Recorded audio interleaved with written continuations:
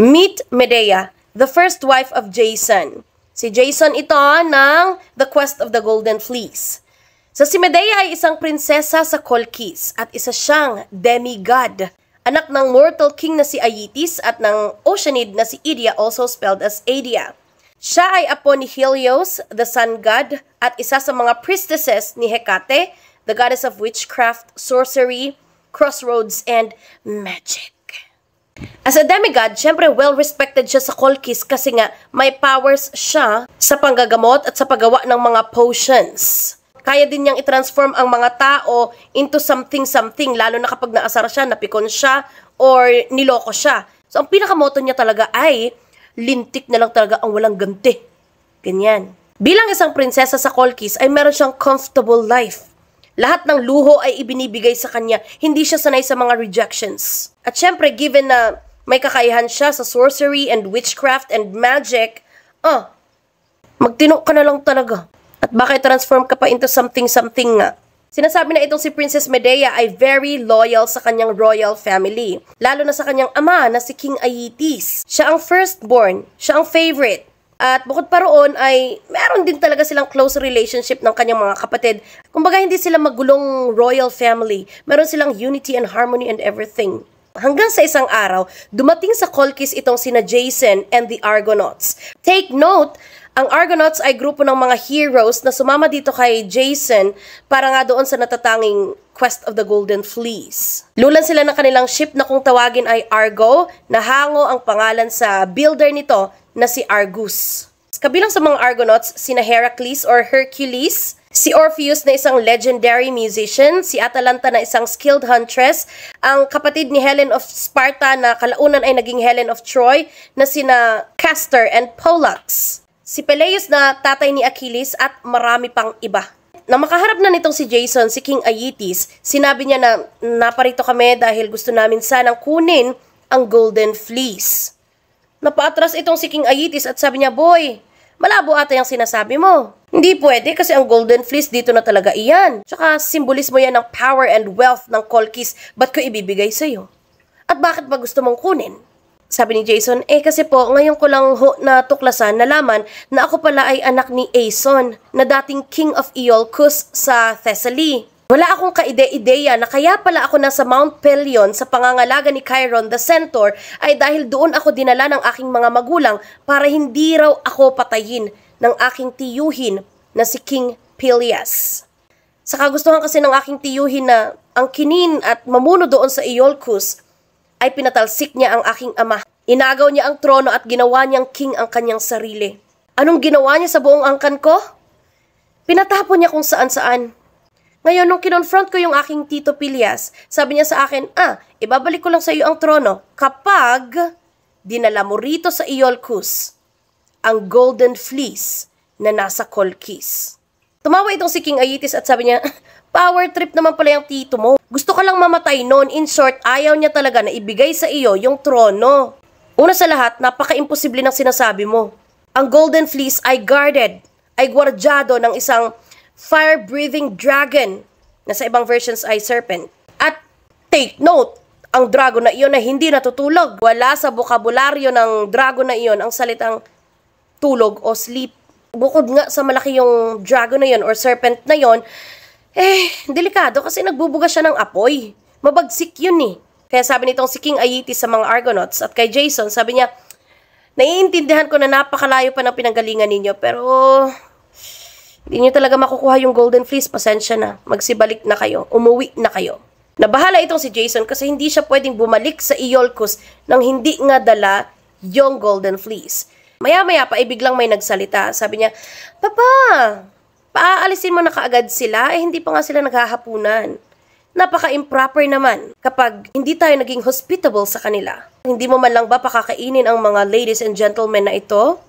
Tsaka paggabi na, baka kung anong mangyari sa kanila sa daan." So sabi nitong King Aeetes, "Ikaw talaga, pasalamat ka, ikaw ang nag-request." Pero may point ka Kaya naman pinahanda niya ang lahat ng guest rooms. At doon sila nagpalipas ng gabi sana at umabot pa ng ilang araw. Ang hindi kasi alam ni King Aeetes, kanina pa pala nakikinig itong si Medea sa kanilang usapan. Upon arrival kasi, nakita na nitong si Medea, sina Jason and the Argonauts. At na love at first sight siya kay Jason. Dahil na love at first sight, sinundan niya. Hanggang sa marinig na niya ang buong kwento ni Jason. Sinabi niya sa sarili niya na kahit anong mangyari, ay tutulungan niya si Jason. Pero nung ma-love at first sight siya, hindi niya yung kontrolado. Kumbaga, hindi dahil gusto niya talagang ma-in love kay Jason. Of course, anong inaasahan natin dito? May intervention ang mga goddesses. Ito kasing si Hera na asawa ni Zeus ay nagkataon na gusto rin niyang maghiganti rito kay Peleus, kay King Peleus. Pinatay niya ang kanyang stepmother sa harap mismo ng templo ni Hera. Sabi ni Hera, napakabastos nitong si King Peleus. Marami namang area na kung saan pwede niyang patayin itong kanyang stepmother. Bakit sa templo ko pa? Sa galit niya, naghanap siya ng ways at si Jason ang nakita niya. Ang ginawa niya, lumapit siya kay Aphrodite, the goddess of love and beauty. Nakiusap siya kay Aphrodite na kung pwede ay kausapin ni Aphrodite ang kanyang anak na si Eros o si Cupid na panahin itong si Medea para ma-in love kay Jason. Very obedient naman itong si Eros, kaya naman, ayun na nga, upon arrival ni na Jason and the Argonauts doon sa Colchis, ay doon niya tinira ng pana si ate mo girl. Kaya ganun na lamang yung willingness niya na tulungan itong si Jason. Kasi nga, unang kita pa lang niya, sobrang minahal na niya si Jason. Dahil nga medyo desperate na itong si Jason, nakita niya na, uy, chances. Pinatulan niya si Medea. Pero sa ilang versions ay nagmahala naman daw talaga sila. Ewan ko lang. Isang araw, napansin itong si King Aeetes na parang kakaiba na ang ikinikilos ng kanyang anak na si Medea. Kaya sabi niya, Medea, bakit parang lately kakaiba na ang ikinikilos mo? Tsaka parang pabubo ka na ng pabubo.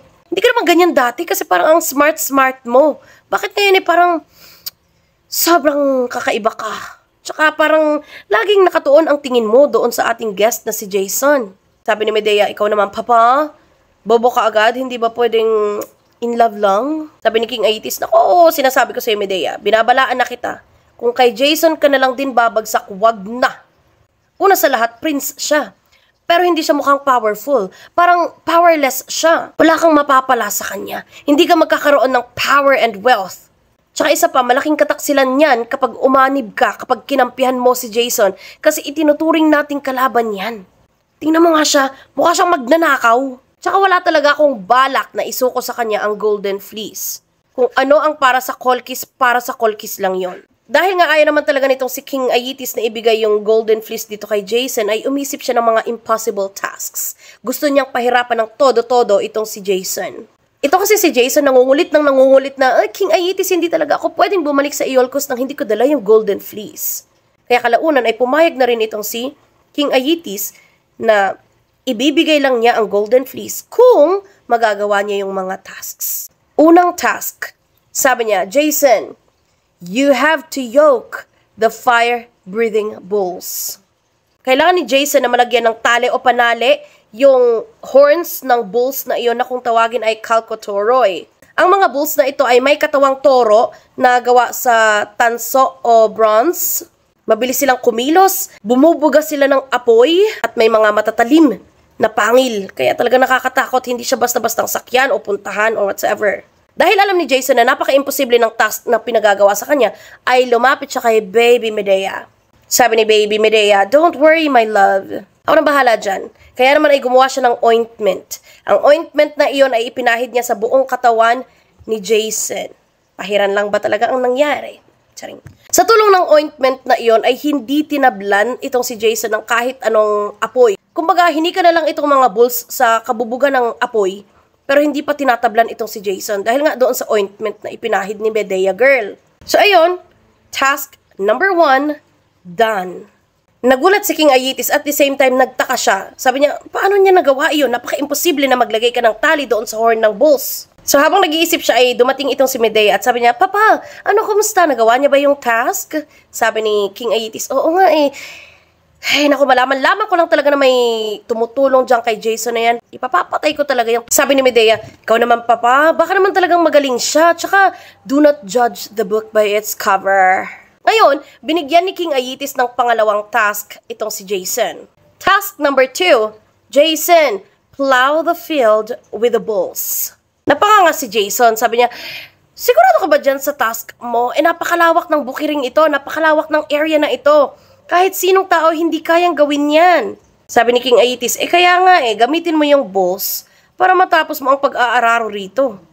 At muli, mukha siyang imposible, pero sa tulong ni Medea ay nagawa ulit niya ang task number 2. Ngayon, si King Aeetes ay parang, wait lang. Mukhang madadali ang mga binibigay kong task. Sige nga, hirapan natin ang pangatlo. Ang pangatlong task ay kailangan niyang itanim ang ngipin ng dragon doon sa inararo niyang field.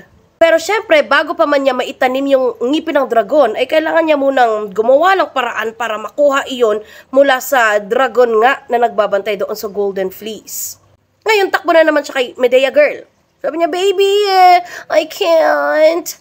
Na-remember ko kasi itong dragon na ito ay never sleeping. Lagi siyang alert. Like, 'di ba? Kasi ang main task niya talaga ay ang bantayan ang Golden Fleece. Alam ni Jason sa sarili niya na hindi niya kayang gawin iyong task na iyon. Pero syempre, may baby siya na powerful and so ayun na nga, pumunta itong sina Jason at Medea doon sa grove ni Ares kasi doon nakasabit yung Golden Fleece. At nakita nila doon yung dragon. At totoo nga ang balita na hindi talaga siya natutulog. So, sabi nitong si Jason, baby, what are we gonna do? Sabi ni Medea, don't worry baby, ako nang bahala rito, relax ka lang dyan. Iyon na nga, nag-orasyon na siya hanggang sa makatulog ang dragon. Makatulog ang dragon, binunot na nila ang ngipin nito. Nung makuha na nila yung ngipin ng dragon, ay agad na binalaan nitong si Medea si Jason. Sabi niya, Jason ha, binabalaan lang kita. Ang ngipin ng dragon na yan ay napaka-powerful. Hindi yan basta-basta ngipin. Kapag itinanim mo yan sa field, ay may uusbong ng mga mabagsik at mababangis na fully armed warriors na kung tawagin ay Sparti. Kaya iyan ang last task ng tatay ko para sa'yo dahil alam niya na kapag nabuhay ang mga Sparti na ito, sila ang papatay sa'yo. Pero hindi ako papayag dahil mahal na mahal kita, Jason. Ipangako mo lang sa akin, Jason, na kapag natapos na ang lahat ng task na ito at nakuha mo ang Golden Fleece ay isama mo ako sa inyo. Magpakasal na tayo. Sabi ni Jason, okay. Ako nang bahala sa'yo. Basta makuha lang talaga natin yung Golden Fleece na yan. Ngayon, hawak-hawak na ni Jason yung ngipin ng dragon. Sabi niya, King Aeetes, eto na! Ang ngipin ng dragon! Itatanim ko na siya dito sa field na katulad ng sinabi mo. Nung itinanim nga niya yung ngipin ng dragon ay biglang nag-usbungan yung mga fully armed na warriors. Ang dami-dami nila. Ang dami. Tapos bigla silang sinusugod na nila itong si Jason. Si Jason naman, sige laban, sige go, fight. Ganun. Hanggang sa nabigwasan na siya, nagkanda sugat-sugat na ang kanyang hot body. Ganyan. Saka pa lang niya naalala yung sinabi ni Medea na maghagis siya ng malaking bato sa harap ng mga Sparti para ma-confuse sila. At ayun nga ang kanyang ginawa. Nung inihagis niya yung malaking bato, akala ng mga Sparti na kalaban iyon, kaya iyon ang sinugod nila. Hanggang sa sila na ang nagkanda away-away at sila na ang nagpatayan. Ubos ang Sparti. Task number 3. Done! Galit na galit itong si King Aeetes dahil hindi niya lubos maisip na magagawa ang lahat ng task na iyon ni Jason. Gayon pa man, despite everything na pinagdaanan nitong si Jason, wala talaga siyang balak na i-honor at tuparin ang kanyang sinabi na ibibigay niya yung Golden Fleece kapag natapos yung tasks. Hindi niya talaga iyon ibibigay dahil nga ang Golden Fleece ang magpapanatili sa wealth and power ng Colchis, diba? Kaya naman sa sobrang galit niya ay napagdesisyonan na lamang niya na ipapatay itong si Jason at ang buong crew ng Argo. Pero dahil nga likas na chismosa itong si Medea, narinig niya ang plano, ang balak nitong kanyang ama. Kaya naman, nung gabi, bago umalis itong sina Jason and the crew, ay sinamahan siya ni Medea. Pumunta ulit sila sa Grove of Ares, nakita nila yung Golden Fleece. In-instruct nitong si Medea na, Jason, patutulugin ko saglit itong dragon na ito. Kunin mo yung Golden Fleece. Pagkatapos nito ay umalis na tayo dito sa Colchis. Kinabukasan, handang-handa na itong si King Aeetes sa kanyang plano. Kaya naman pinatawag na niya yung kanyang mga guests. Halina kayo. Come. Let's do something. Ganyan. Pero walang pumupunta, walang sumusunod sa kanya. Hanggang sa napag-alaman sa buong kaharian na wala na ang mga guests, wala na ang mga Argonauts, wala na si Jason. Wala na rin si Medea. So all these times pala, saka pa lang niya napagtanto na si Medea ang tumutulong kay Jason para matupad, maisakatuparan, magawa ni Jason ang lahat ng tasks. Nagalit siya ngayon. Favorite daughter kita pero hindi ko to ito-tolerate. Susundan kita kahit saan ka pa man pumunta. Hahabulin ko kayo. Maghihiganti ako sa inyo. Dahil sa pagtataksil na ginawa ninyo. Ganun. Ayan, so medyo mahaba na. Ang na-shoot ko kasi ay 1 oras mahigit. So bukas ay itutuloy ko yung kwento. So abangan ninyo, ano nga ba ang mangyayari kay King Aietes? Ano nga ba ang nangyari kay Medea? Kay King Pelias? Naging successful ba? Pagbalik ba nila sa Iolcos ay ano ang nangyari? Nagsama ba sila ng masayang-masaya talaga? Or what? Baka naman may, ano kaya ang twist ng kwento na ito? Kasi nung nabasa ko talaga, ito naloka talaga ako, no? Kakaloka talaga ang mga characters dito ba? Bukas na lang.